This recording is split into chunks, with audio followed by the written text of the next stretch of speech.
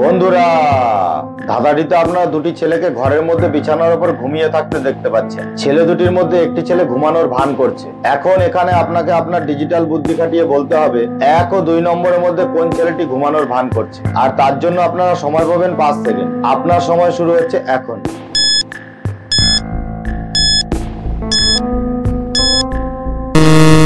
আশা করি অনেকেই অনুমান করতে পেরেছেন। যারা অনুমান করতে পেরেছেন তারা কমেন্ট করে জানান।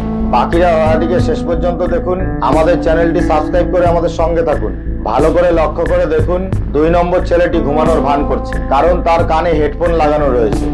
এবার এই গিফটের বাক্সটি থেকে এই বুদ্ধের মূর্তিটিকে বাইরে বার করে নিলাম। তারপরে বাক্সগুলি ঘুরতে লাগলো। এখন আপনার কাজ হলো বাক্সগুলির ওপরে নজর রাখা, যেমন এই মহিলাটি রেখেছেন।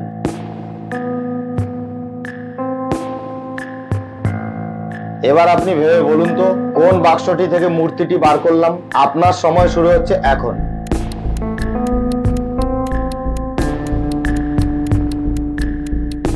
আশা করি অনেকেই বুঝতে পেরে গেছেন। যারা বুঝতে পেরেছেন তারা কমেন্ট করে জানান। বাকিরা ধাঁধাটিকে শেষ পর্যন্ত দেখুন।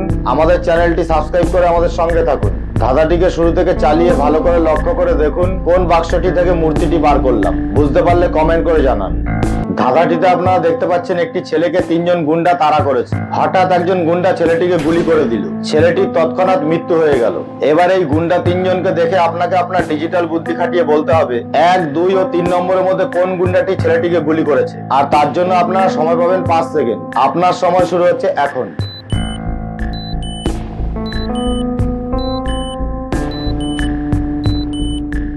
আশা করি অনেকেই অনুমান করতে পেরেছেন। যারা অনুমান করতে পেরেছেন তারা কমেন্ট করে জানান। বাকিরা ধাঁধাটিকে শেষ পর্যন্ত দেখুন। আমাদের চ্যানেলটি সাবস্ক্রাইব করে আমাদের সঙ্গে থাকুন। ভালো করে লক্ষ্য করে দেখুন 1 নম্বর গুন্ডাটি ছেলেটিকে গুলি করেছে, কারণ তার বন্দুক থেকে এখনো ধোঁয়া বেরোচ্ছে।